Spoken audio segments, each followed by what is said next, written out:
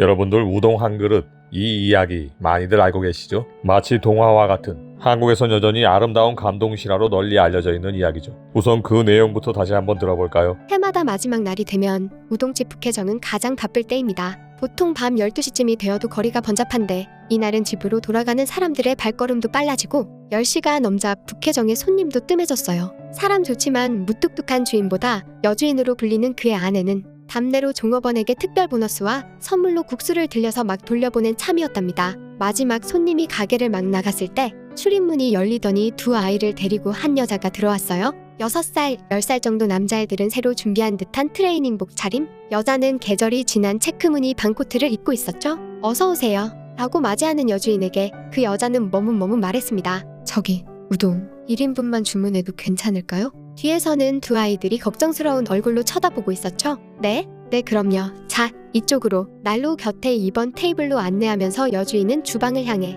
우동 1인분 하고 소리쳤어요. 주문을 받은 주인은 잠깐 일행 세 사람을 보고 네, 우동 1인분. 이라 말하며 1인분 우동 한 덩어리에 몰래 반 덩어리를 더 넣어 삶았답니다. 손님과 아내가 눈치채지 못한 주인의 서비스로 수북한 분량의 우동이 삶아졌고요. 우동 그릇을 가운데 두고 이마를 맞대고 먹고 있는 세 사람의 이야기 소리가 카운터 있는 곳까지 희미하게 들렸어요. 맛있네요. 라는 형의 목소리, 엄마도 잡수세요. 하며 한 가닥 우동을 집어 어머니의 입으로 가져가는 동생. 다 먹고 150엔의 우동 값을 지불하며 맛있게 먹었습니다. 라고 머리를 숙이고 나가는 세모자에게 고맙습니다. 새해 복 많이 받으세요. 라고 주인 내외는 큰 소리로 인사했습니다. 북회정은 바쁜 한 해를 보내고 다시 12월 31일을 맞이했습니다. 작년 이맘때보다 더 바쁜 하루를 끝내고 10시를 막 넘겨 가게를 닫으려고 할 때 문이 열리더니 두 남자아이를 데리고 한 여자가 들어왔죠. 여주인은 그 여자가 입고 있는 체크무늬의 반코트를 보고 작년에 마지막 손님임을 알아봤어요.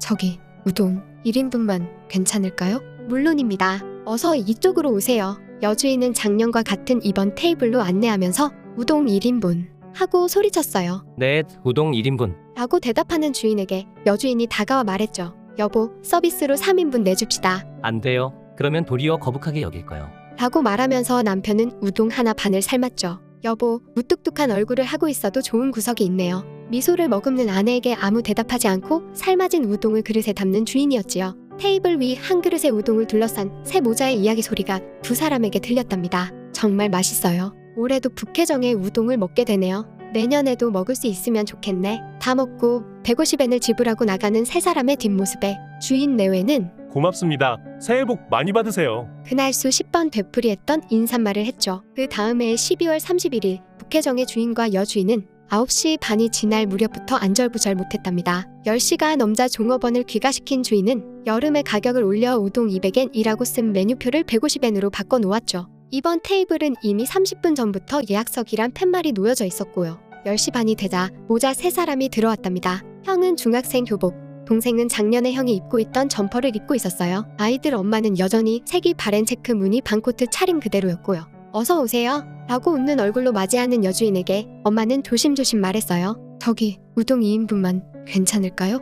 네, 어서 들어오세요. 자, 이쪽으로 하며 2번 테이블로 안내하면서 여주인은 거기 있던 예약석 팻말을 슬그머니 감추고 주방을 향해서 소리쳤죠. 우동 2인분 주세요. 그 말에 주인은 우동 3덩어리를 뜨거운 국물 속에 집어넣었습니다. 두 그릇이지만 사실은 3인분의 우동을 함께 먹는 세 모자의 밝은 목소리가 들리고 작년보다 활기가 느껴졌답니다. 오늘은 너희 둘에게 엄마가 고맙다고 인사하고 싶구나. 돌아가신 아빠가 일으켰던 사고로 8명이나 되는 사람이 부상을 입었잖니. 보험으로 지불할 수 없었던 만큼을 매달 5만엔씩 계속 지급하고 있었단다. 여주인과 주인은 숨을 죽이고 몰래 듣고 있었죠. 지불은 내년 3월까지지만 실은 오늘 전부 지불을 끝낼 수 있었단다. 형은 신문 배달을 해주었고 동생이 장보기와 저녁 준비를 해준 덕분에 엄마는 안심하고 일할 수 있었던 거란다. 회사로부터 특별 수당을 받아서 전부 지불할 수 있었구나. 엄마, 형, 잘 됐어요. 하지만 앞으로도 저녁 식사 준비는 내가 할 거예요. 나도 신문 배달 계속 할래요. 엄마 대신 내가 동생 수업 참관일에 갔었잖아요. 그 장문이 북해도 대표로 상을 받았거든요.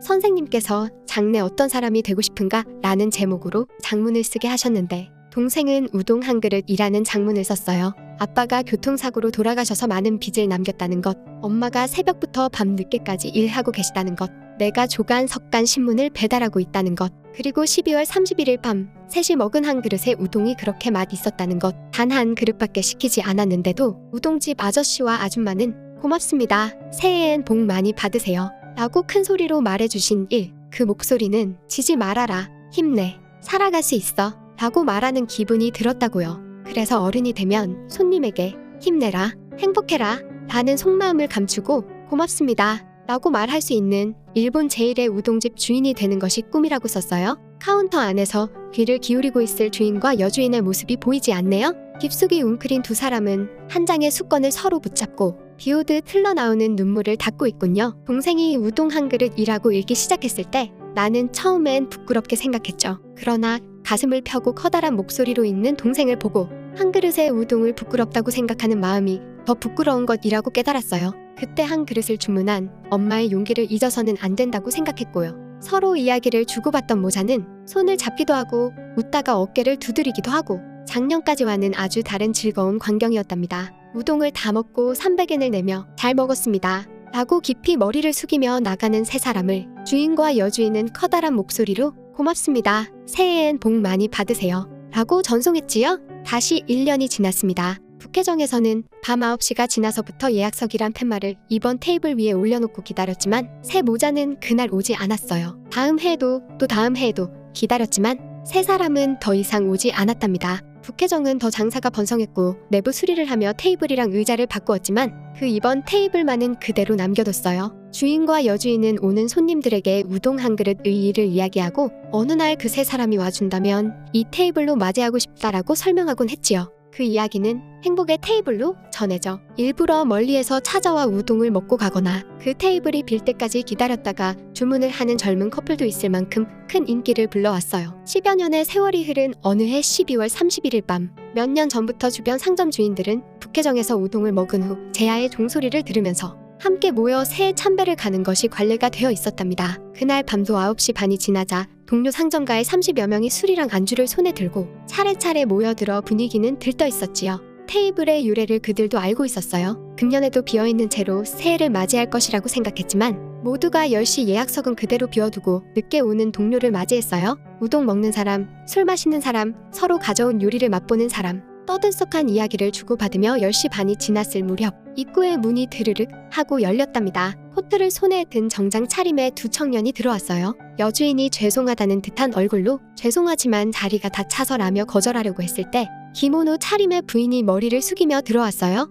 저기 우동 3인분입니다만 괜찮겠죠? 그 말을 들은 여주인의 얼굴색이 변했답니다. 십수년의 세월이 지났지만 그날의 젊은 엄마와 어린 두 아들의 모습을 눈앞에 세 사람에서 찾을 수 있었지요. 카운터 안에서 눈을 크게 뜨고 바라보고 있는 주인, 그리고 방금 들어온 세 사람을 번갈아 보면서 말을 잇지 못하는 여주인에게 청년 중 하나가 말했습니다. 우리는 14년 전 모자 셋이 1인분의 우동을 주문했던 사람입니다. 그때 한 그릇의 우동의 용기를 얻어 세 사람이 손을 맞잡고 열심히 살아갈 수 있었답니다. 우리는 외가가 있는 곳으로 멀리 이사해 그동안 올 수 없었어요. 저는 금년 의사 국가시험에 합격했고요. 내년 4월부터 삿포로의 종합병원에서 근무하게 되어 이곳으로 다시 돌아올 예정입니다. 동생은 우동집 주인은 되지 못했지만 교토의 대형 은행에 다니게 되었고요. 우린 지금까지 인생에서 최고로 사치스러운 일을 계획했답니다. 올해 마지막 날이 되면 어머니와 셋이 삿포로의 북해정을 찾아와 우동 3인분을 시키자고요. 그들을 마주보던 여주인과 주인의 눈에서 쉴 새 없이 눈물이 넘쳐 흘렀죠. 함께 소리 죽여 눈물을 참던 야채 가게 주인이 일어나 말했습니다. 여봐요 여주인,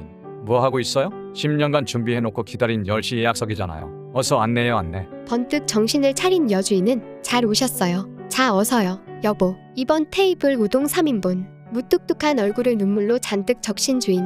네, 우동 3인분. 가게 밖에서는 조금 전까지 흩날리던 눈발도 그치고 가게 안은 환성과 박수가 터지는 한 해의 마지막 밤이었습니다. 네, 한국에서는 지금도 아름다운 감동실화로 널리 알려져 있는 이야기죠. 사실은 우동 한 그릇이 아니라 소바 한 그릇이라고 해야 되겠죠. 모밀국수. 일본에서는 전통적으로 한 해의 마지막 날에 소바를 먹는 풍습이 있거든요. 토시코시 소바라고 하죠. 일명 해넘이 소바. 동화작가로 활동하던 구리 류회이가 발표하고 실화를 바탕으로 한 이야기라고 큰 화제가 되었었죠. 이 내용이 1989년 일본 국회 중의원 회의에서 오쿠보 나오이코 중의원이 낭독하며 눈물바다가 되고요. 사회의 감동 스토리로 엄청난 화제가 되며 소바 붐을 일으키기도 했습니다. 하지만 사실이 아니었고요. 1972년경에 있었던 일이라고 하는데 그 당시에 소바 한 그릇은 30엔에서 50엔 정도였거든요. 시중에 150엔짜리 소바 가게는 존재하지 않았습니다. 고급 일본 전통 요리집에서 엄청나게 화려하고 사치 쓰는 소바를 일부러 만들었다면 모를까. 게다가 구리 류회이가 그때 당시 자기가 의사라면서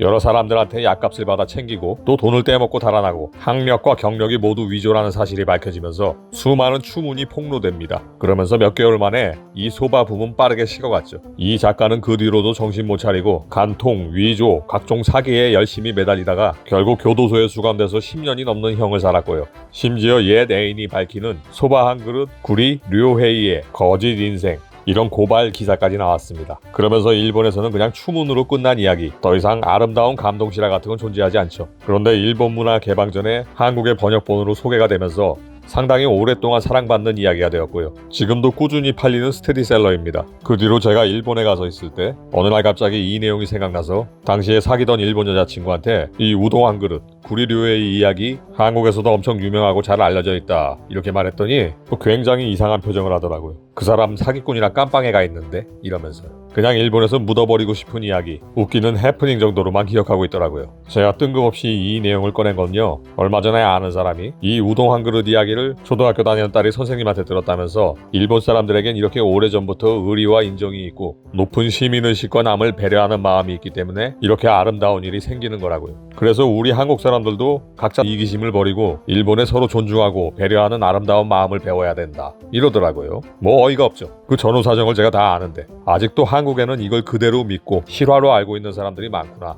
그래서 있는 그대로 낱낱이 처절한 현실을 알려줬죠. 뭐 얼굴 표정 변하는 게 좀 가관이더라고요. 진짜 경험으로 얻는 감동은 그런 게 아니라고 이야기를 해줬습니다. 네, 오늘은 어쩌면 그냥 그대로 묻어두면 좋았을걸, 아름다운 동화로 기억했으면 좋았을걸 이렇게 생각하는 분도 있을 것 같네요. 그냥 아름다운 동화로만 생각하면 좋겠죠. 그런데 그걸 착각하고 자기야말로 현실 판단이 안 돼서 경험이 경험인지 현실이 현실인지 구분 못하면서 엉뚱한 데서 일본을 배우자면서 자국을 비하하는 사람을 따끔하게 한번 꼬집으려고요. 그렇다고 또 일본 놈들은 안 돼 뭐 이렇게 생각하지 말자고요.